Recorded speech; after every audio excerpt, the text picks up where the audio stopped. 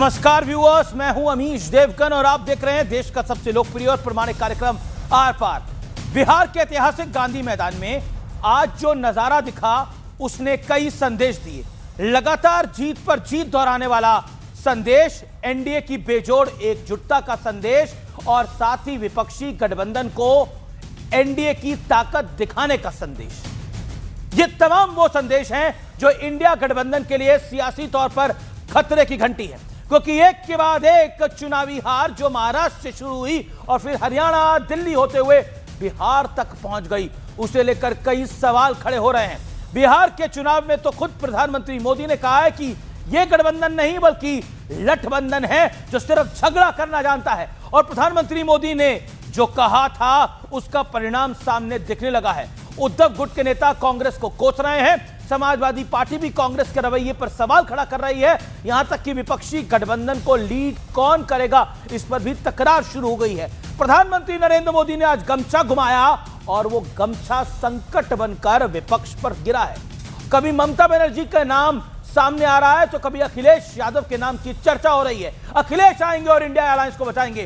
तो सवाल है कि क्या इंडिया गठबंधन सिर्फ अब मजबूरी वाला अलायंस बन के रह गया है? आज देश की सबसे बड़ी पॉलिटिकल डिबेट, देश के सबसे बड़े कार्यक्रम आर पार में, क्योंकि इंडिया अलायंस खत्म हो रहा है। बड़ी खबर।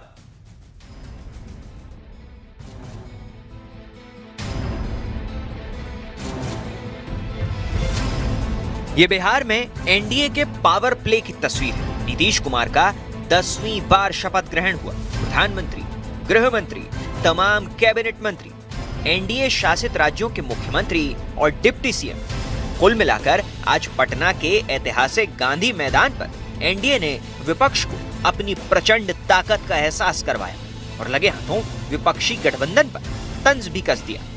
देश में जितने भी ज्यादातर चुनाव हुए, हर जगह देश की जनता ने निरंतरता के लिए, सुशासन की निरंतरता के लिए वोट दिया है। कुशासन को हर जगह रिजेक्ट किया है लोगों ने। एक तरफ एनडीए है जो नरेंद्र मोदी जी के मिशन विजन में आगे बढ़ता जा रहा है, और दूसरी तरफ India alliance, only confusion, only division, only अपना अपना एम्बिशन और करप्शन बचाने के लिए एक साथ तो आगे पर टिक नहीं पाते। वैसे बीजेपी का ये तंज बेवजह नहीं है।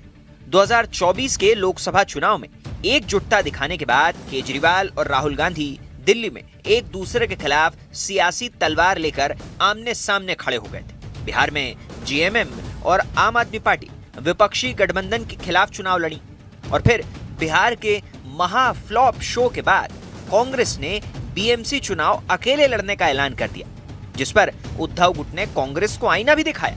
लेकिन इसके बावजूद हम साथ साथ हैं वाला संदेश देने की कोशिश जारी है।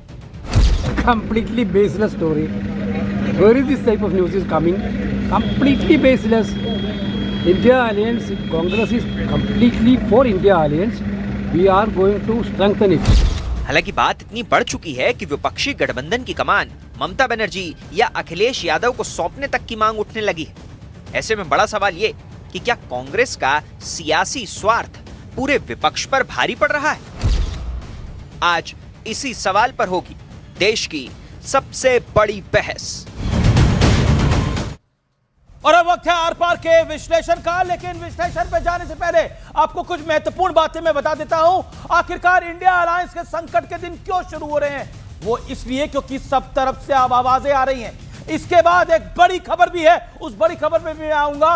एनडीए की मजबूती और विपक्ष की मजबूरी का विश्लेषण आपको मैं समझाता हूं। एनडीए बिहार में समय रहते सीटों का मामला सेटल हो गया।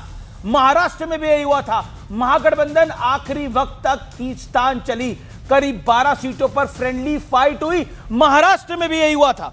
मतभेद हुए तो अमित शाह ने कमान को संभाला, जेडीयू एलजेपी रामविलास पासवान को साथ लाए और समन्वय बैठक में खुद गृह मंत्री अमित शाह बैठे और पूरी बातचीत करी।